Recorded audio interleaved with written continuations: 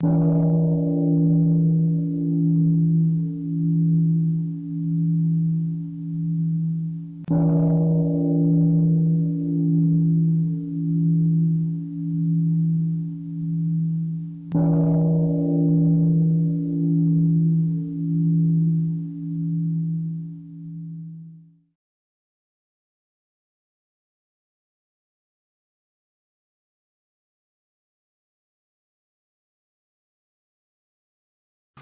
morning, dear Sangha.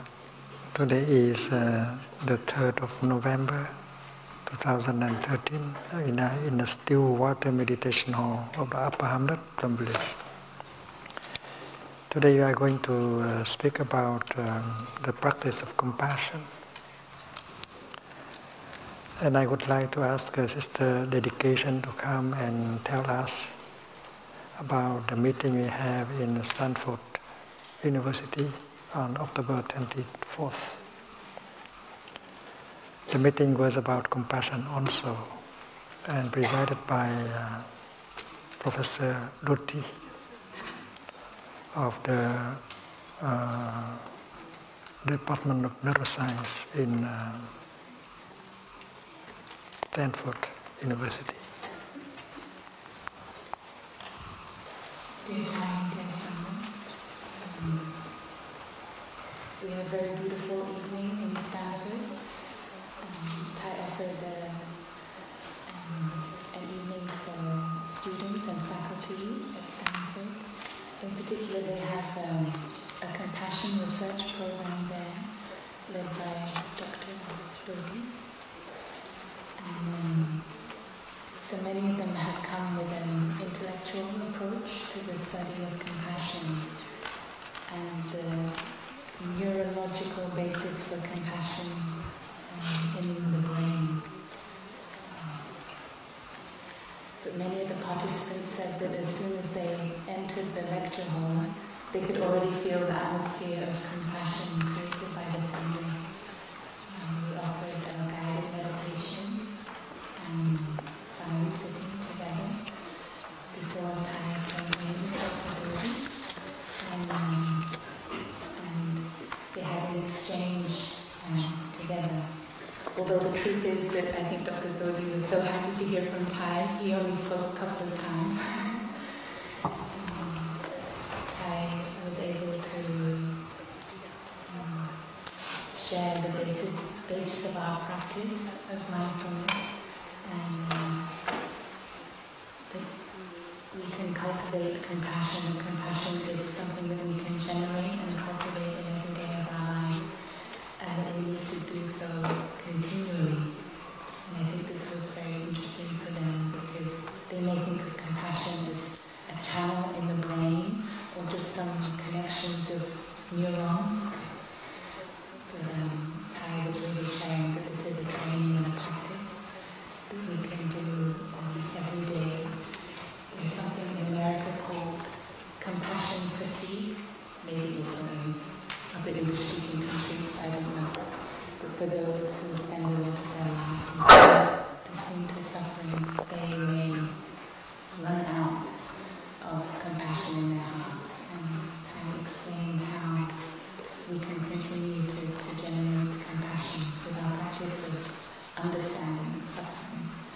And compassion is always compassion for ourselves first.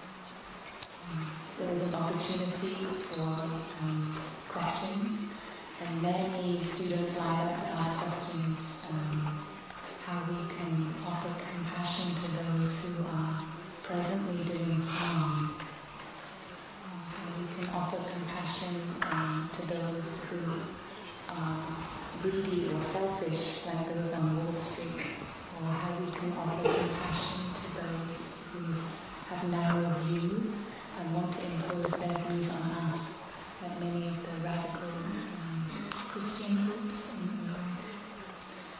And there was a very dynamic part of Thai's talk, because Dr. Dodi was sitting on Thai's right, and Dr. Dodi's wife was sitting on the front row. So when Thai began to speak about the mantras, and he asked, "Are you really present for the one you love?" And this woman started laughing on the front row. how can you love someone if you're not really there? And she started laughing and laughing and laughing. So there was a wonderful dynamic as Thai taught the mantras, not only to Dr. Dhoti but also to his wife on the front row. And so I think this message went deep into his own life and his own heart, as well as all the work that they do at Stanford. The Compassion program at Stanford supports many of the tech companies. Stanford is near Silicon Valley, and many of them consult Stanford for ideas about how they can develop technology that is more compassionate, including Facebook. And there are a number of Facebook executives who came to the talk there at Stanford because they have been working with Dr. Dhoti's program to make Facebook interactions more compassionate.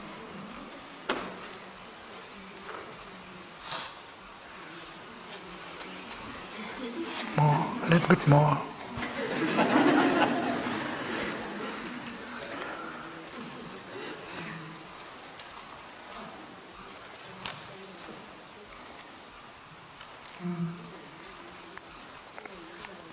Many of the people who were present, they may have also known intellectually about Buddhist teachings. And there was one very interesting question about the Four Noble Truths. And if suffering will always be there, then why are we, and if suffering always coexists with happiness, then what's the point in practicing, or what's the point in transforming?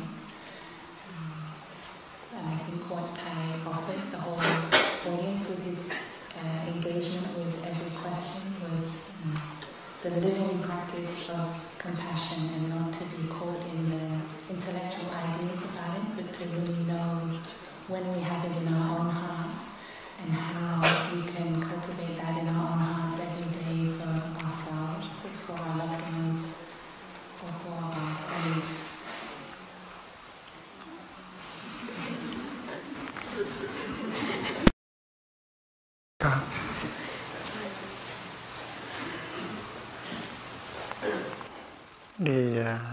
The organization that was responsible for that afternoon or evening? Afternoon, yeah. It's called C-Care. And the name is a Center for Compassion.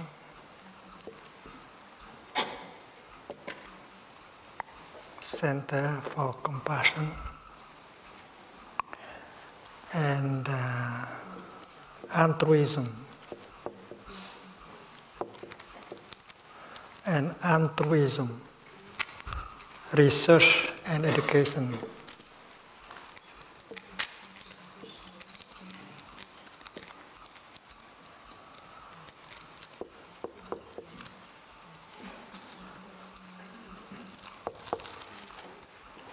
Research and education.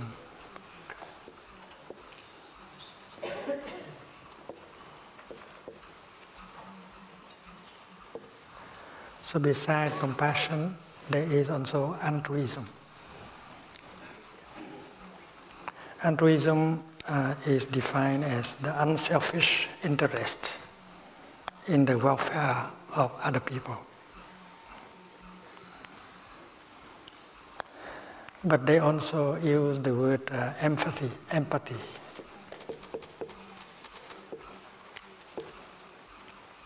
Empathy is a very important expression in psychotherapy, Western said. Psychotherapy. Empathy means experiencing the feeling of another person as one's own feeling. And if the others suffer, and then you feel the suffering of the other, and you experience that suffering in the other person. So this is called empathy.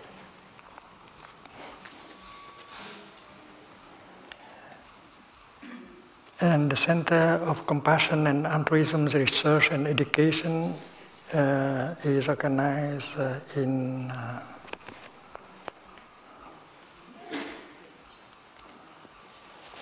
the Stanford University School of Medicine.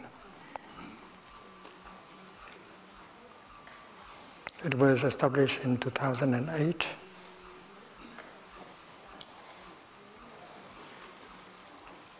And it belongs to the Department of Neurosurgery. And Dr. James Doty is a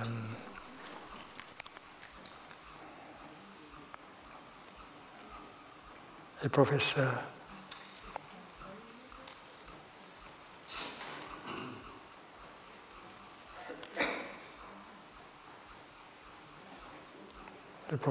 A clinical professor of neurosurgery, chuyên môn giải phẫu thần kinh.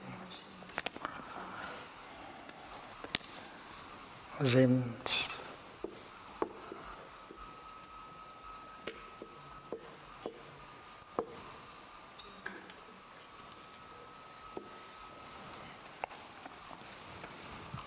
This is the main idea. Why science has made great steps in treating pathologies of the human mind. Far less research exists to date on positive qualities of the human mind, including compassion, altruism, and empathy.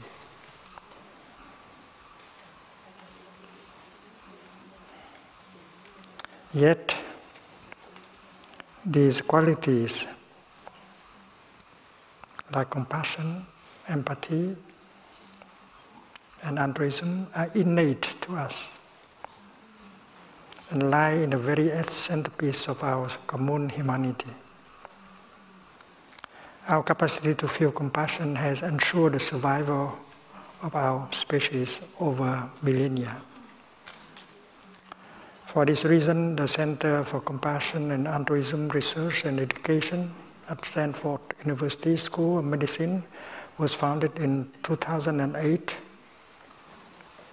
with the explicit goal of promoting, supporting, and conducting rigorous scientific research on compassion and altruistic behavior.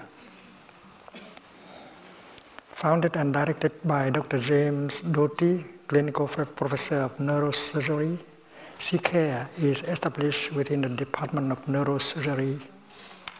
To date, CCARE has collaborated with a number of prominent neuroscientists, behavioral scientists, geneticists, and biomedical researchers to closely examine the physiological and psychological correlates of compassion and altruism. CCARE investigates methods for cultivating compassion and promoting altruism within individuals and society through rigorous research, scientific collaborations, and academic conferences. In addition, CCARE provides a compassion cultivation program and teacher training, as well as educational public events and programs. Through their work at Stanford, they want to see that the practice of compassion is understood to be as important for health as physical exercise and healthful diet. Second, empirical validated techniques for the cultivation of compassion are widely accessible.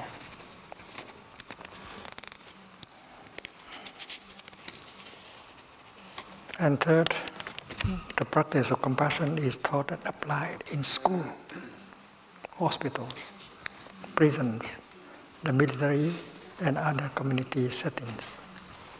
So that's very good intention. They want to do research on compassion, how to cultivate compassion, and train teachers in order to bring the practice into milieu like schools, hospitals, prisons, military, and other community settings. It's very close to Plum Village program of global ethics. Because in Plum Village we also train parents, teachers, and businessmen and politicians and others on the practice of peace, of compassion, and so that they can bring this practice into schools, families, communities, and so on. So very close connection between Plum Village and CK.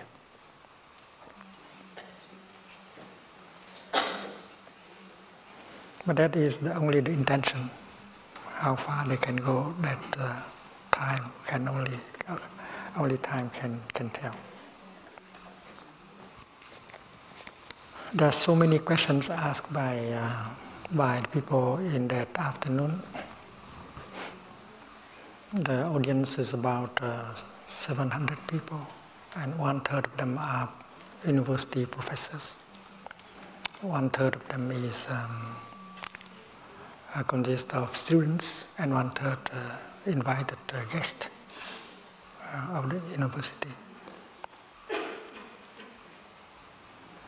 There is one gentleman who asked this question: compassion? That sounds weak, because in our civilization, it means the Western civilization, compassion can be only for women.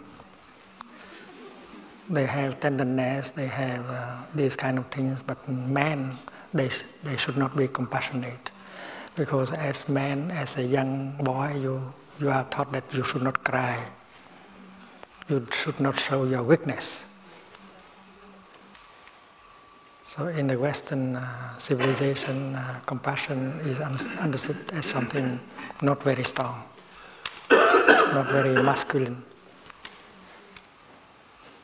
And his answer is that, no, you don't understand compassion, because compassion can be very powerful. If one is compassionate, one can be very active, and one can sacrifice his life for the well-being of other people. And they did not make the quotation, but in the Lotus Sutra, the chapter on Bodhisattva Avalokita, it is said that compassion is powerful as the thunder. Tâm bi như sấm động. That is from the Lotus Sutra. Bi thể giới lôi trấn.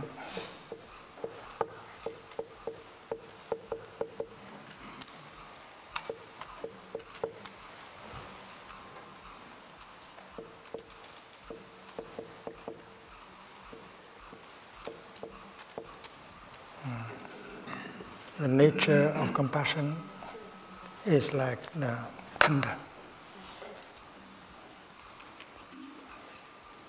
And the nature of loving kindness is like the great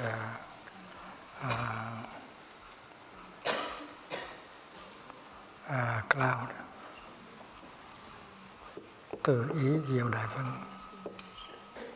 So in the teaching of the Buddha, compassion is something very powerful. It's as powerful as the thunder. And loving kindness, friendliness is something immense, like a huge, big cloud in the sky, sheltering and offering freshness and light. And I don't remember exactly what he said during that afternoon. Just we have to listen back to the tape. But at least I thought they told the audience about the ground of of understanding that can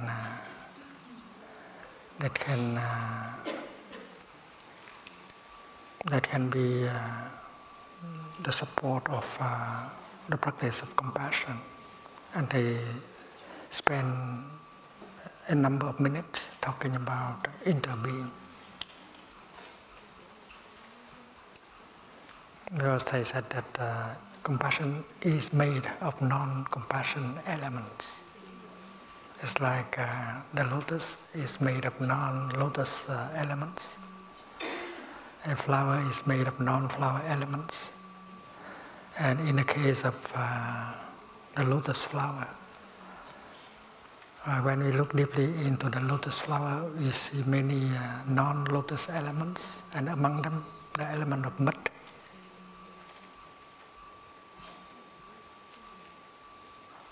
If there is no mud, there will be no lotus. And that is considered to be the meta-ethics for the practice of compassion. Without that kind of vision, you cannot really understand the nature of compassion. Compassion is made of non-compassion elements. And among these non-compassion elements, there is anger, there is suffering, there is despair. And they made a connection, they show the connection between suffering and compassion. If you do not understand suffering, and then you have no capacity to generate the energy of compassion. So they try to make it clear, because the dualistic thinking always separates things. Suffering is one thing, and compassion is another thing. There is no connection between the two. But without suffering, there is no compassion. Like without the mud, there will be no lotus flowers. And they also mentioned that according to this understanding, the kingdom of God is not a place where there is no suffering. And they made a demonstration. If there is no suffering, and then there cannot be happiness. But the kingdom of God is supposed to have happiness. But if happiness is there, suffering should be there, because the two can never be separated. And they use the example of the sheet of paper. Sheet of paper has the right and the left side, and you cannot take the right out of the left and the left out of the right. They lean on each other in order to express themselves. So suffering and happiness are the same. Suffering and happiness are the same. Suffering and compassion are the same. If you remove suffering, and then there is no compassion. So the kingdom of God is a place where there is suffering. If there is no suffering, and then there is no happiness. Only the kingdom of God is a place where people know how to make use, how to make good use of suffering in order to create understanding and compassion.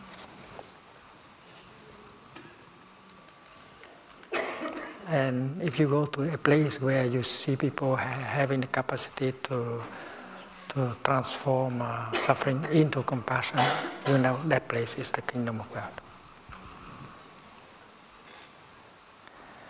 But in a place where people are overwhelmed by suffering, and they don't know how to suffer. If they don't know how to make good use of suffering to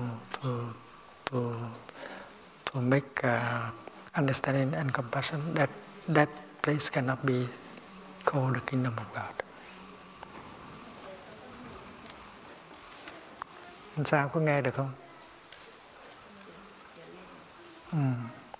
Người ta có cái gì đó, tiếng xôn xao gì đó. And that is something that shocked people quite a lot, because most of people are used to the idea that the kingdom of God is a place where there is no suffering. And according to the insight of interbeing, if there is no suffering, there is no happiness either. Because both are.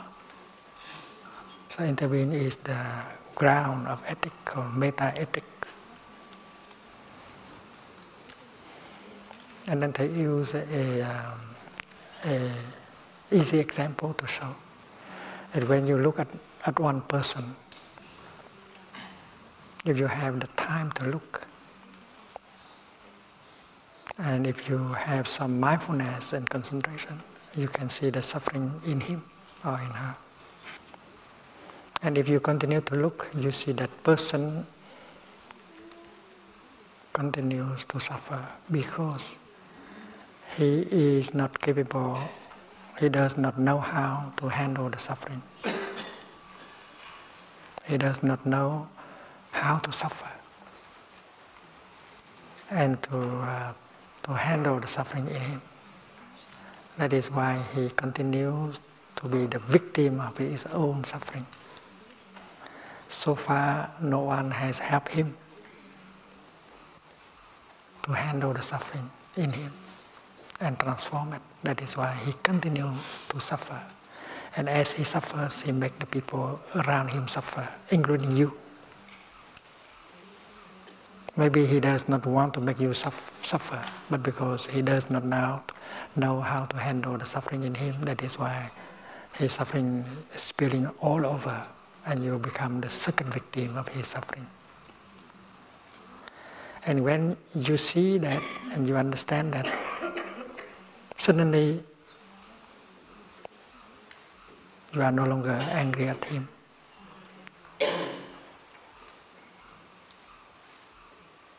You don't want to punish him anymore.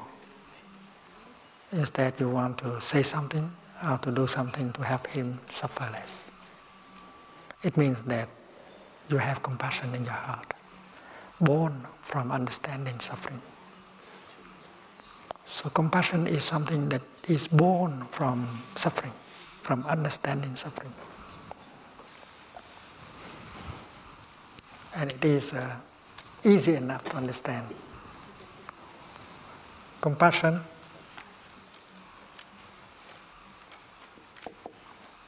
is born from understanding. And understanding of what? Understanding of suffering.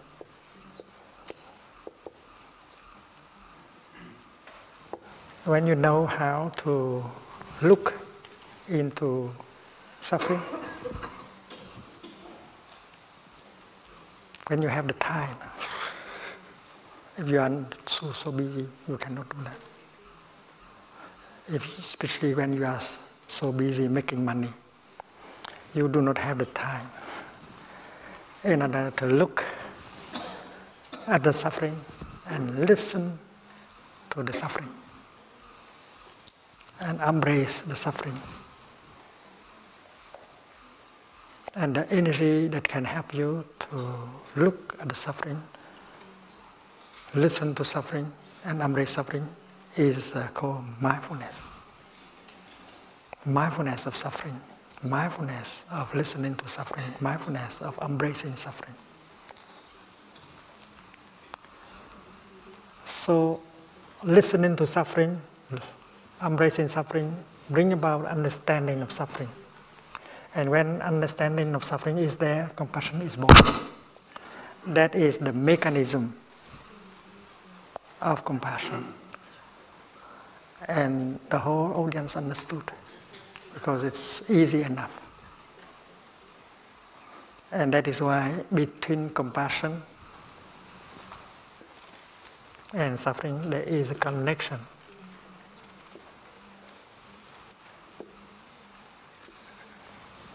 And that is why in a place where there is no suffering, there is no compassion either. And as we know that the kingdom of God has love and compassion, we know also that suffering is there. Like in a place where there are lotus flowers, you know that the mud is there also. Because it's so clear that without the mud, no lotus is possible. That is the key point. So I spent a few minutes talking about the interbeing between suffering and love and compassion. And they said that if you know how to suffer, you suffer much less. And you know how to make good use of suffering in order to create understanding and compassion. And these are two elements are the foundation of true happiness. Because a person who does not have understanding and compassion, that person cannot be happy at all. So happiness is born from suffering. But you don't have to go and look for suffering because there is enough of suffering here and now. So you can make good use of suffering. And that is why you have to learn the Dharma. The Dharma tells us how to suffer, how to understand suffering, and how to generate compassion in order to be a happy person. Because a person without compassion cannot be a happy person. A person without understanding and compassion is utterly alone, and she cannot relate to any other human being.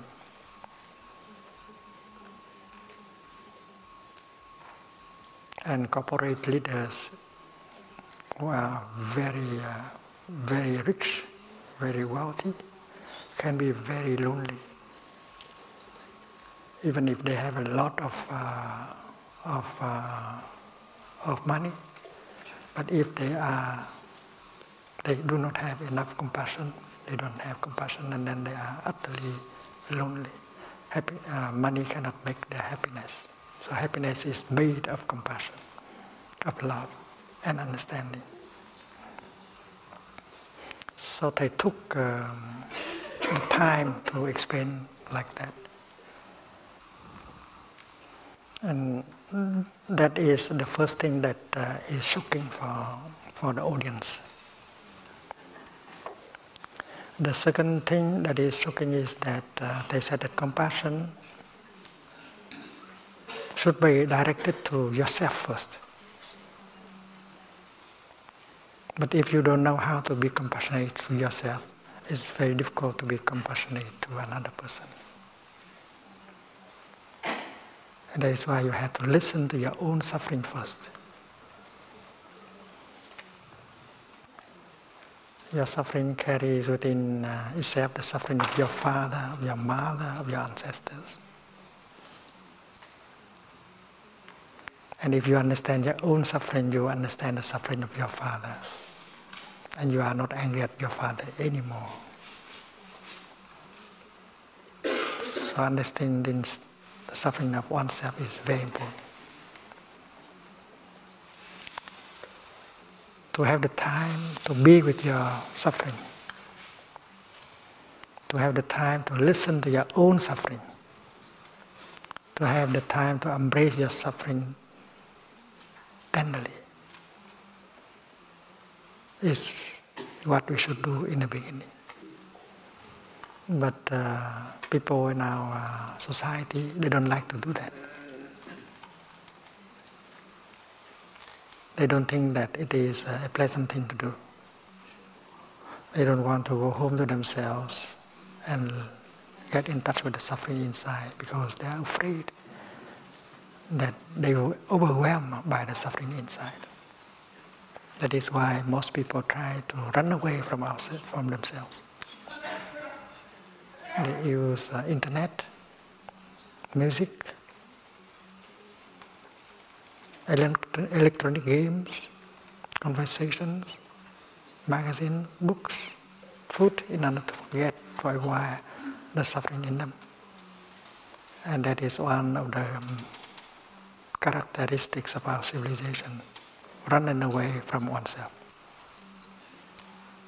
But according to the teaching of the Buddha, if you know how to practice mindfulness of breathing, mindfulness of sitting, mindfulness of walking, mindfulness of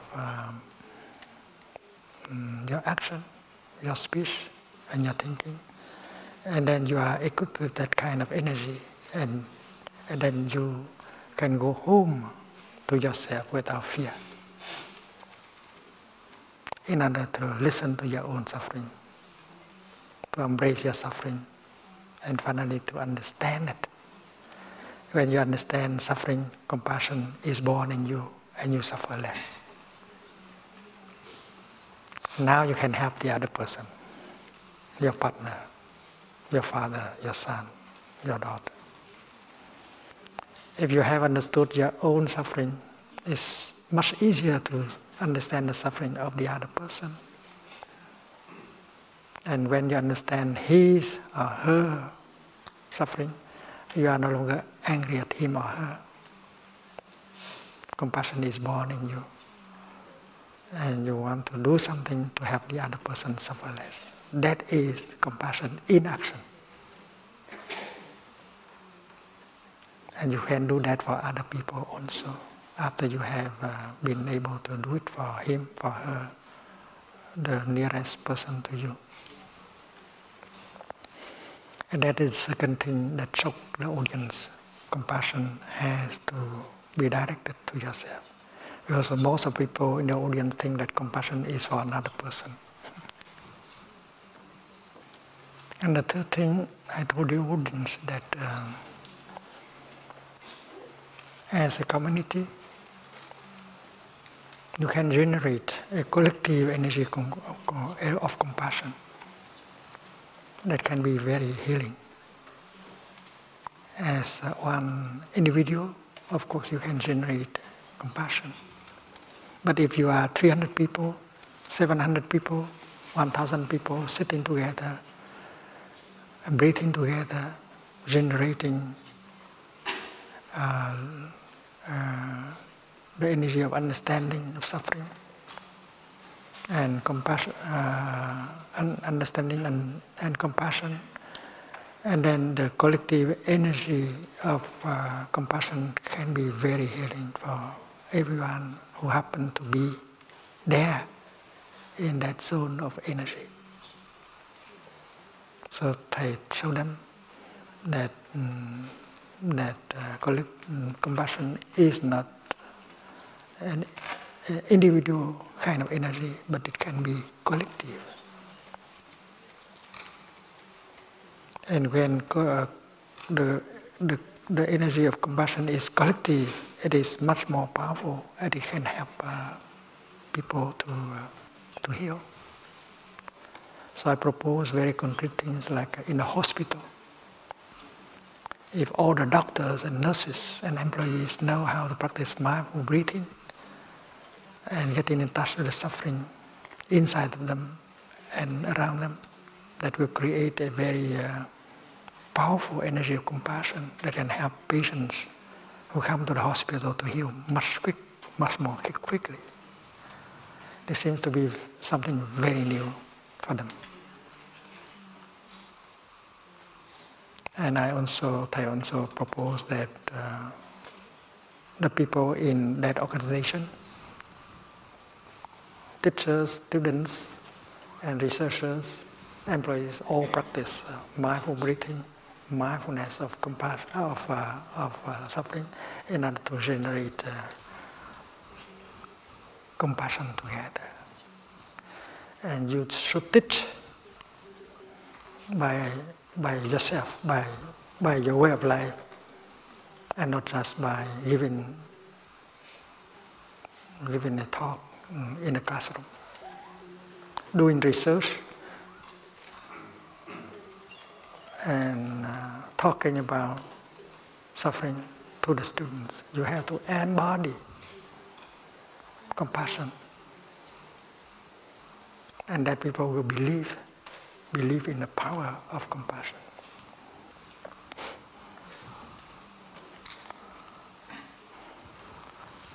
We have answered quite a number of questions, but there are many questions that are left unanswered.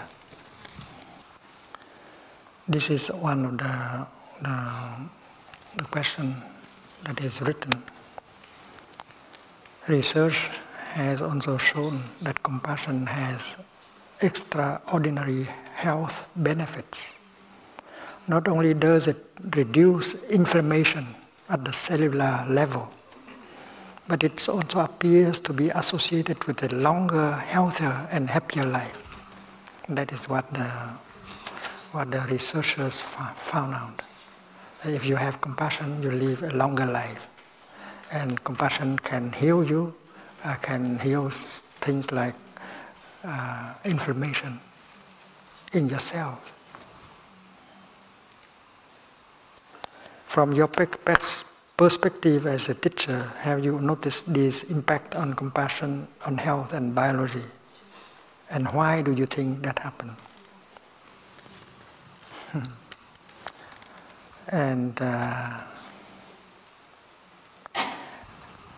And we can say like this: when compassion is there in your heart, you are no longer angry. Because compassion is an antidote for anger. And without anger, you are more relaxed. You are more pleasant. You are more peaceful. And that will facilitate the healing.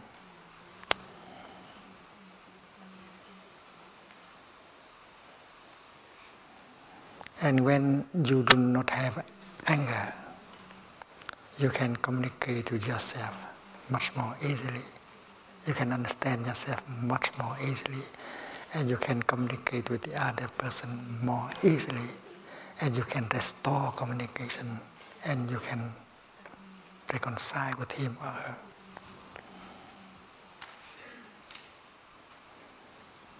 Anger blocks communication. And that's why when you are able to generate compassion, it transforms anger, and then you restore communication.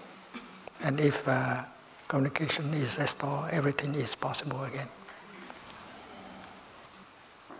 And compassion is the kind of energy that motivates you to do something to help people who suffer. That gives you an ideal, that gives you a meaning to your life. And that is why you live long and so on.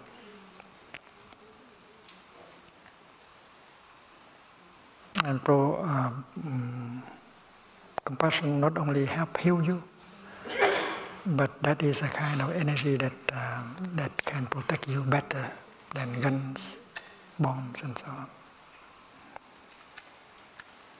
If you have compassion in yourself, in your heart, and then that energy of compassion will protect you from many kinds of dangers.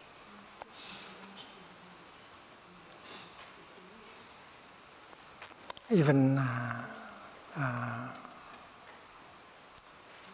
violent people, terrorists, and so on. When you are compassionate and you don't react in fear, in anger, and that is why you draw much less danger to yourself. If you are angry, you make the people fearful of you. And if they are fearful, they will attack you, being afraid that you will kill them or attack them first. That is why compassion protects you and also protects the other person. And in the Buddhist teaching, the Buddha taught that if you can produce compassion and prevent a kind of fight to happen, you win. You win for both people. You win for him and for you at the same time. That is a real victory. The governor Buddah, before he became a monk, under the guidance of the Buddha, he was very afraid because he did not sleep well. Because people are ready to go into his palace in order to steal his wealth and kill him. So even he was protected by many soldiers. He was always very afraid during the night. He's afraid that someone will intrude into the castle and kill him and get all his valuables. But when he abandoned everything and became a monk and sitting, meditating at the foot of a tree, he felt so safe. And he's protected by his compassion, his safety, because no one tried to kill him anymore. He has nothing to lose. The businessman Anathapindika of the time of the Buddha, he was so compassionate. He helped poor people, destituted people, orphans and so on. And he had so many friends. That's why when he suffered, one time he went bankrupt. But he did not suffer because all his friends came and helped him rebuild a business. So that compassion protects you better than guns and so on, and bombs. We think that if we have a strong army, a lot of weapons, bombs, we are much safer. But in fact, if you practice compassion as a nation, you help other countries around you to suffer less, and they will never try have a idea to invade your country.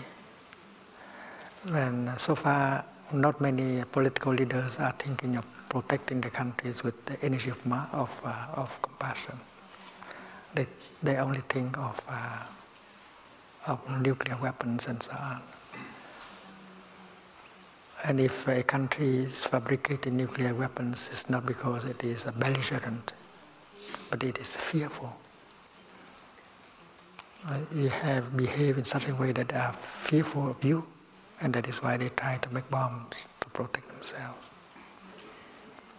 So if politicians have the time to think, they may find out that practicing compassion is the best way to protect their own country. You have to be compassionate. You have to help poor country around you, and you got a lot of friends, and you don't have enemy. Otherwise, you make people around you, the countries around you, afraid, and they are looking for weapons in order to protect themselves. And in that case, you are less safe than if you practice compassion.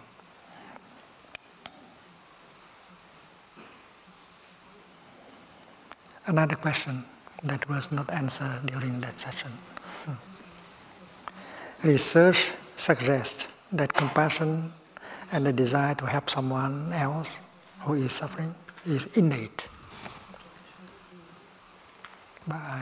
Chúng tự bản hữu.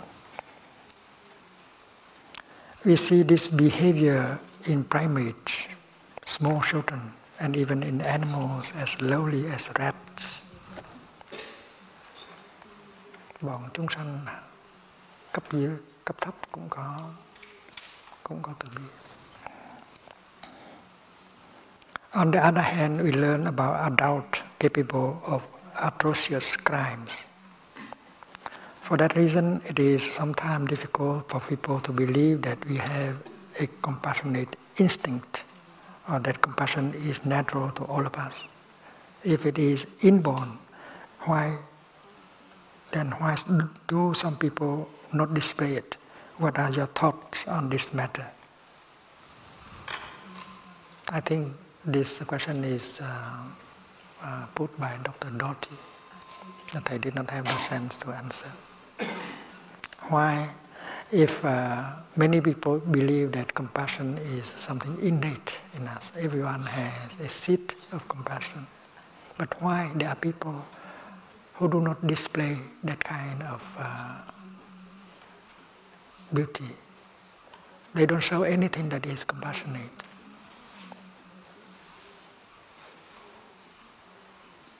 They are capable of killing a child in order to take the eyes, in order to offer, to sell to rich people for transplantation.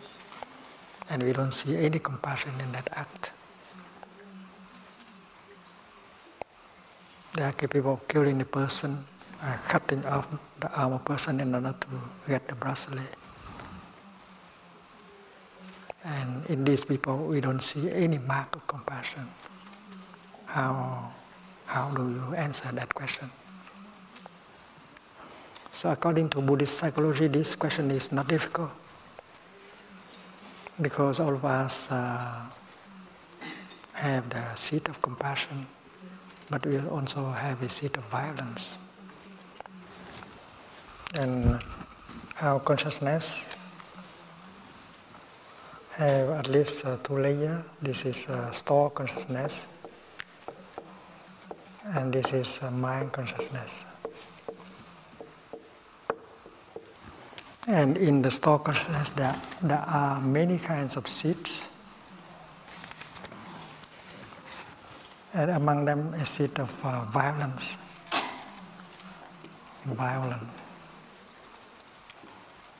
cruelty. And then there is a seed of compassion. And if you happen to be born in a kind of environment where people are compassionate, and they water the seed of compassion in you, and then your seed of compassion grow big, and you become a compassionate person. At the same time, the seed of violence and cruelty in you have not been exposed to watering. That is why it remains very small. There is a cruelty in you, there is a violence in you, but the seed of violence and cruelty in you is so small. And that is why you are called a compassionate person. But if you live in another kind of environment where nobody knows how to water the seed of compassion, that is why the seed of compassion in you will be small, very small. And if you watch a lot of violent films and live in a very violent environment, and people water the seed of anger and violence in you, and then you become a violent person. And people see the violence in you, and people don't see compassion in you because the seed of compassion in you is so small. So you cannot say that it's not in you, it's not innate. It is innate, but it has no sense to be watered. And that is why the practice of mindfulness consists in watering the seed of understanding and compassion every day, so that it will establish, restore a balance between compassion and violence. And then the practice of true diligence help you not to water the negative seed, and you can reduce the seed of violence to a minimum and increase the seed of compassion, so that you become a compassionate person. So the answer to this question is that it depends on the environment, it depends on the practice, it depends on the state of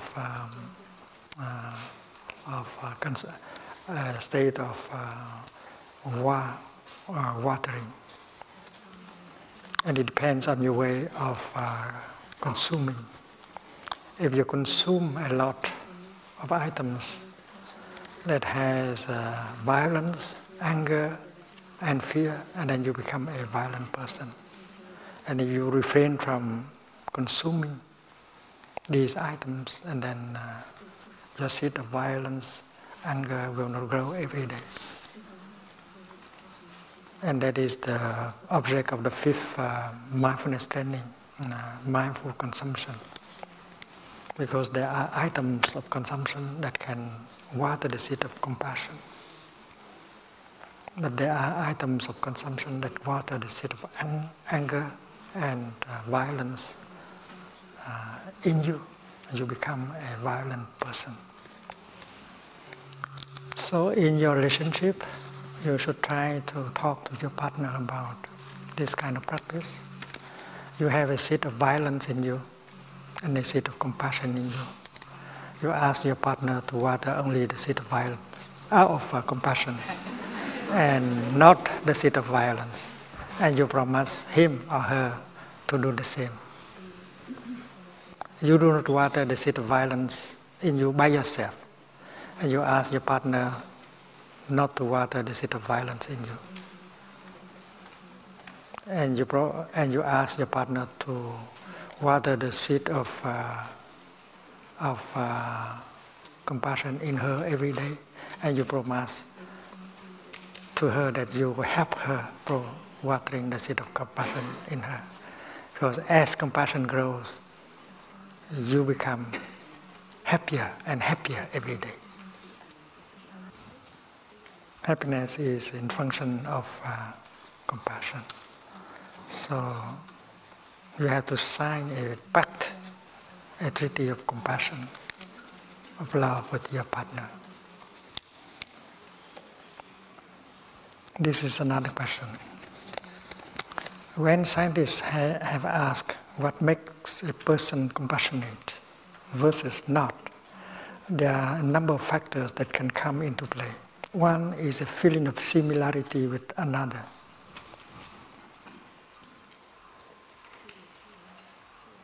The more similar we feel to another, the more likely we are to help them. It means that the person who asked the question believes that if you are similar to the other person, and then you can allow compassion to be born much more easily. But in this teaching and practice, it is expressed in a much clearer way. If you have suffered the same suffering that the other person is undergoing, and then you understand better. Before, you can recognize the suffering in the other person in this present moment, and suddenly compassion is born. And that confirms what Thầy has said before, that if you understand your own suffering, you can understand the suffering of the other person much more easily. And that is the answer to this question. If you have experienced hunger, and then you know the suffering of not having anything to eat in several weeks in a row. And that is why when you see people, you hear people having nothing to eat, compassion is born in you very easily. So that is called in this question similarity. But similarity is not the right word. The right expression is that you have suffered that suffering. That is why you can recognize it in the other person, and that make compassion born easily. Another is whether one person is in need of help or whether many people are in need all at once. When you see a person in need of help, it's more easy for you to be compassionate. But if you see many people in need of help, you are overwhelmed and compassion is not born in you. If one people needs help, we are more likely to feel compassion for them than if 20 people need help. The theory is that we may feel overwhelmed in that case. And this is a question put forth by an academic person. The answer is that, first of all, maybe compassion in you is not big enough. The second answer is that you do not have a sangha behind you. Because with a sangha behind you, around you, you are much more powerful in helping people. And that is why compassion should be cultivated not only as one person, but also as a community. That is the answer. But they did not have the time to answer this question. Another example of when people do not act with compassion is when no one else is helping. In that case, they are more likely to ignore the person in need, just like anyone else is. In your experience, what are the hindrances to compassion? When are people compassionate versus not? The answer is the same, because the seed of compassion in you is not strong enough. There is compassion in you, but not strong enough. And you need someone to water it. It may be that the seed of compassion has not been watered. So if someone is trying to help, his or her action of helping is a kind of watering your own seed of compassion. When you see someone is helping, the seed of compassion in you is water, and it manifests as energy, and that is much easier for you to do the same. But if you are used to the work of compassion, you'll be the first one who do it, in order to encourage other people to do so. The answer is that the act of compassion needs support. And the act of compassion can water the seed of compassion in another person. And compassion is something that can be contagious. It's like when you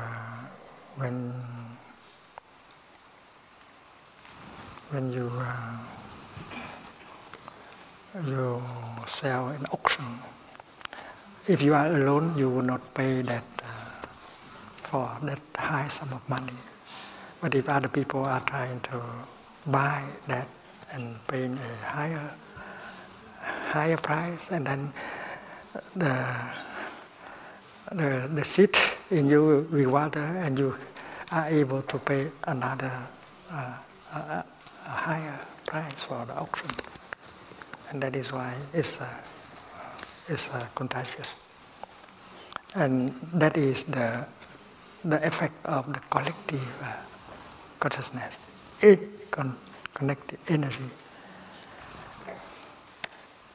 If someone make a compassionate action, make a donation, and then people who are present will be moved because of that act of compassion water the seed of compassion in you, and you are motivated by desire to make a donation also. So that is why compassion can be described as contagious.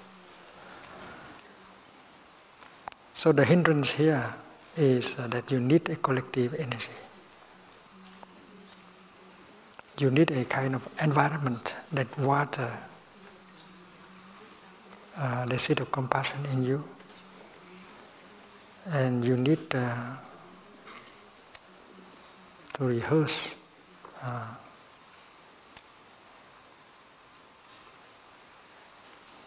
and you also need the insight of interbeing, because with the insight of interbeing you see the suffering of the other person as your suffering, and making the other person suffer less, you suffer less. And that is why the one who makes a compassionate act get a reward right away. You do something good and have people suffer less. You are happy. And doing good for another person is doing good for yourself.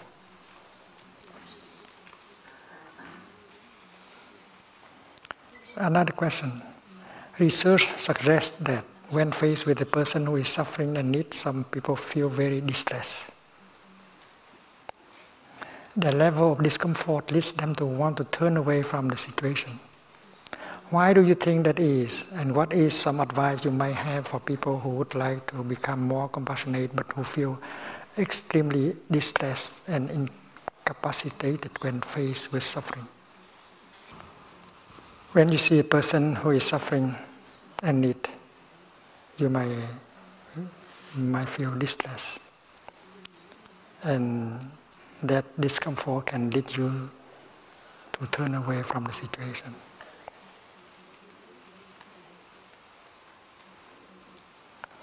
The answer is that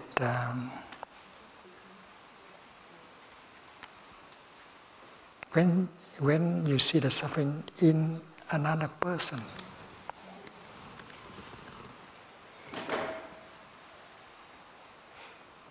that turn on the suffering in you.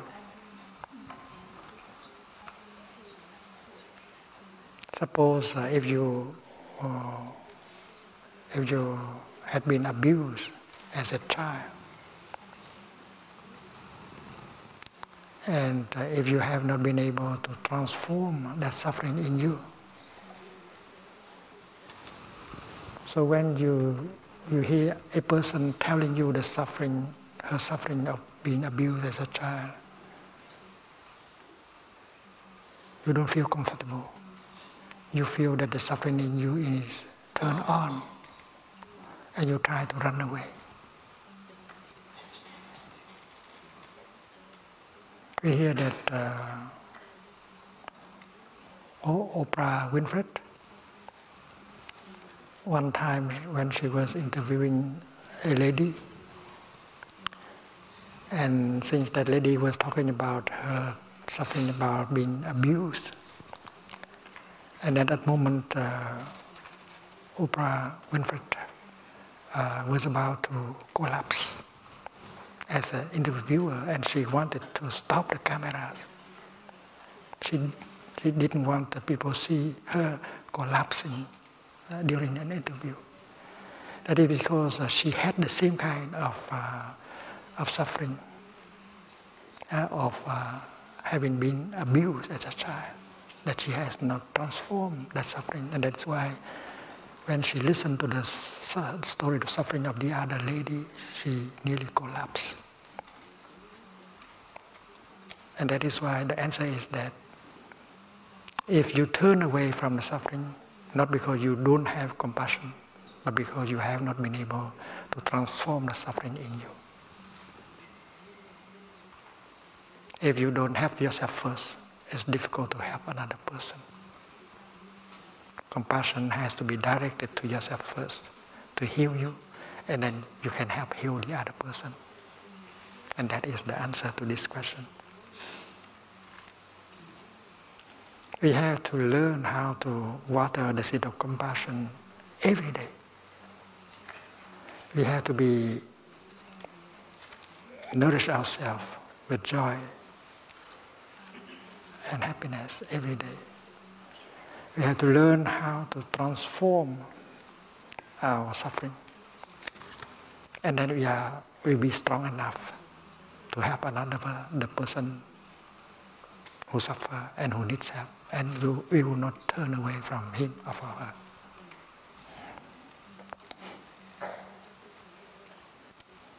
Another question. We often hear of people in the helping professions developing something we call empathy fatigue or compassion fatigue. Having devoted many years to serving others, they feel exhausted, worn out, and often leave their profession. Is there such a thing as too much compassion? What are some ways that people can prevent such burnout? Can too much compassion be bad for you?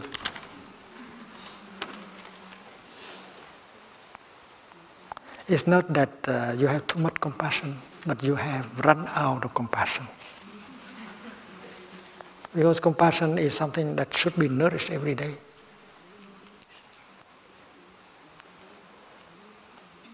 And psychotherapists, they have to know the practice. If they only spend their day listening to suffering, that's not good for them.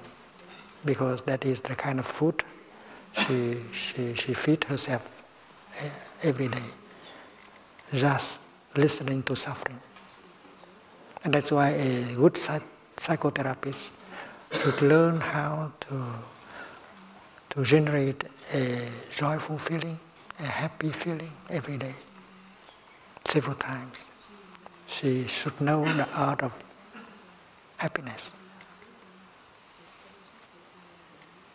And she should live in a community where people know how to create joy and happiness and to nourish themselves with joy and happiness. If she lost the balance, and then she'll burn out. She feels something like compassion fatigue. Secondly, she has to learn how to transform the suffering in her. So there are two things she has to do. First is to nourish herself with enough joy and happiness in her daily life. And second, she should know how to handle, to suffer, and transform the suffering in her. If she knows how to do these things, she can continue to keep the balance, and she will not be burned out, and she will not experience something that people call compassion fatigue. Compassion fatigue, it means you run out of compassion and empathy. And so the answer is that you lose the balance. You don't know how to feed yourself with joy and happiness. You don't know how to transform yourself. So you cannot continue helping people for a long time. The next question. Recent research suggests that more rich people are, the less willing they are to help others. Rich people are not compassionate.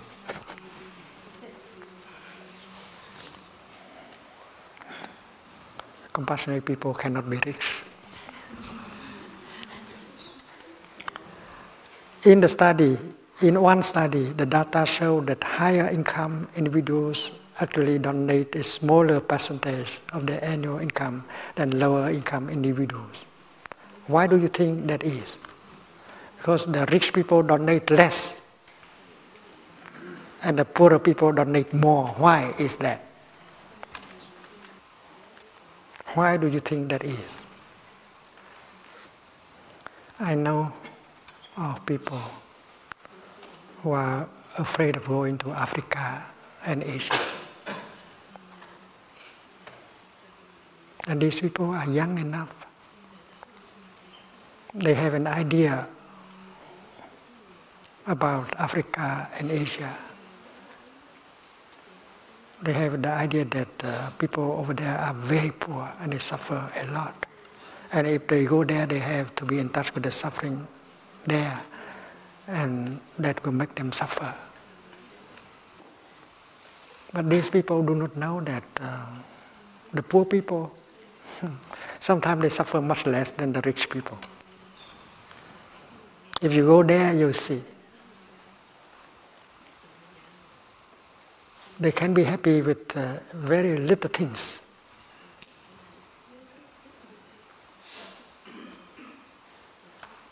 And they laugh much more than people who are rich here. They are poor, but they live in such a way that anything, at least any small thing can make them happy. And they are more relaxed. And those people who are afraid to get in touch with suffering because of that idea in their head. They want to be safe because they know that if they get in touch with suffering, they will be overwhelmed by suffering. That is fear. So the rich people, many of them are afraid. But that is in the heart, in the head only.